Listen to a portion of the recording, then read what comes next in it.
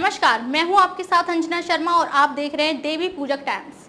आइए एक नजर डालते हैं इस वक्त की खास खबर पर। कथावाचक जया किशोरी ने बताया प्रभु को पाने का आसान रास्ता, भगवान विष्णु के अलग अलग अवतारों पर की चर्चा।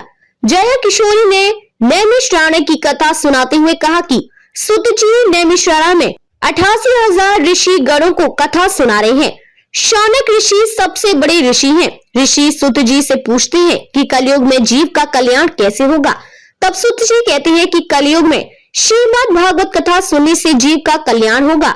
सुत जी एक कथा सुनाते हैं। एक बार एक सेठ जी के गांव में संत आते हैं। सेठ जी संत के पास गए। संत सबसे शांति से मिलते हैं। सेठ जी ने संत से कहा, मेरा किसी से रिश्ता नहीं बनता, बार बार झगड़ा होता है। संत कहते हैं कि आपकी 7 दिन में मृत्यु हो जाएगी।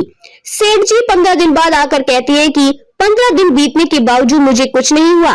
संत ने कहा कि 7 दिन में क्या किया?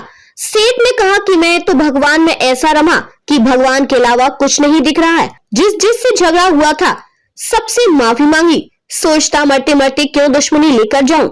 आधी से ज्यादा संपत्ति दान कर दी। संत ने कहा कि इसी समस्या को लेकर तो तुम मेरे पास आए थे। अगर हमें पता हो कि अगले क्षण मृत्यु होने वाली है तो हम भगवान को ही याद करते हैं।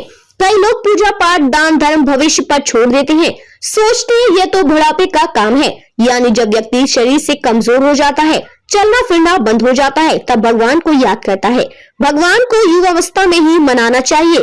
आज हर व्यक्ति अर्जुन है।